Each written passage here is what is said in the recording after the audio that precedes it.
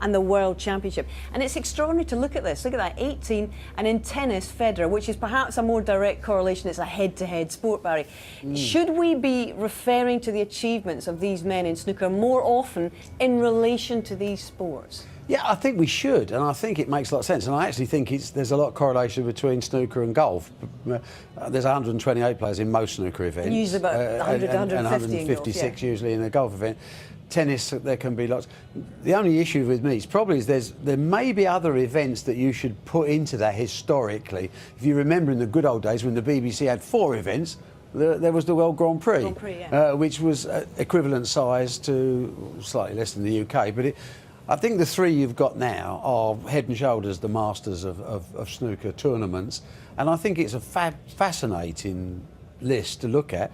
See Selby coming up on the bottom, but yeah. I mean, how long before he's 5 more years, 6 more years, he could be challenging the great.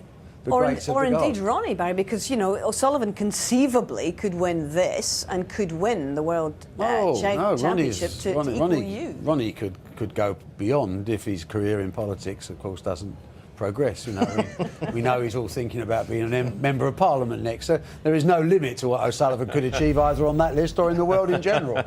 How do you feel about all of this, Steve? Because it's very seldom that we do make direct comparisons with other sports. Is it a fair test? When you call these 3 majors, when I was playing, those were the 3 at the start of the season. If I didn't win one of these 3 at the end of the season, even if I had won 3 or 4 other events, I'd be very disappointed with my season.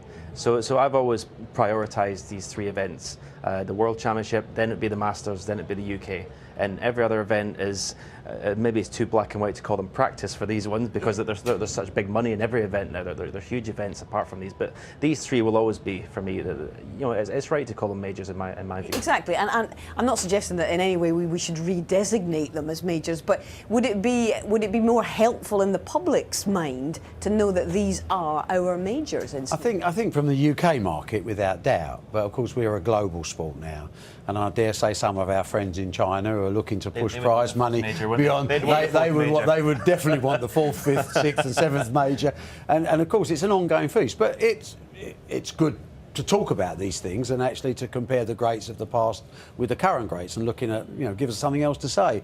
And sport's about promotion and perception.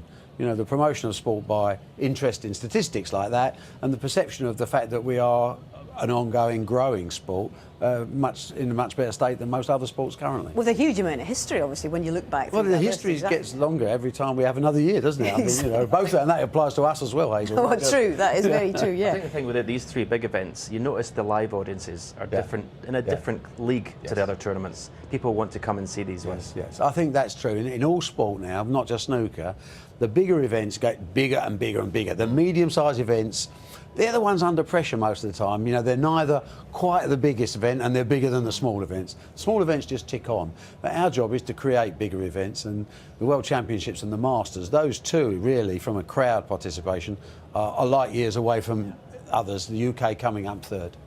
Now, the other issue I need to speak to you about is an ongoing issue. It's something we touched upon at the UK Championship. We ran a big feature on the 128 number of players now in the game, and the fact that there are increasing murmurings and grumblings about whether it is economically viable for those at the bottom end of that 128 to make a proper career in this sport. And even in the last few days, Neil and Ronnie have had their say via Twitter. Have you thought about tweaking things at all since then? I mean, I constantly evaluate in the state of the sport. It's my job, it's what I do, and you know, obviously logistical and formats are 2 of my strengths, we hope, after 40 odd years, and naturally I disagree completely with any idea about restricting the number of players, because I'm in the world of dreams, aren't I? I'm trying to create opportunities, not reduce opportunities. I'm trying at the same time acknowledging that there is a problem for the lower ranked players in terms of survival. Sport has to be brutal to be really attractive. That's a nutshell of it, and only very few players will get to the top. We have a responsibility, I think, to give opportunity first, and secondly, as the game grows, and let's be honest, prize money's trebled in 6 years. If it trebles in another 6 years, I won't be surprised. But what I've got to try and do is try and edge a little bit more of the prize money down to the lower levels, if you like, to give them something to breathe. But I don't want them thinking it's easy, because it's not. So I've had criticism of, Ronnie in particular said the other day he changes as Ronnie always changes. 1 minute there shouldn't be 128, there should be 64, and the next minute we should put more money into the last echelons of the game. You can't do both. It takes time to develop a proper prize money structure, and we're on that journey, and you'll see the World Championships this year. We'll talk again, I'm sure, about looking at how there is a shift down towards the lower ranked players. They will say not enough. I will say it's enough to keep you alive and hungry to try and achieve what the greats have achieved. Starts off with getting the opportunity. The day a sport withdraws opportunity, it may as well pack up and go home. Barry, it's always been a great pleasure talking to you, and it's always interesting to hear what you're saying. And before these guys come back out, one of the other opportunities that this man is now going to avail himself of is this new format for the world's seniors. Lovely. You might just see him back at the Crucible Well, listen, one of these days.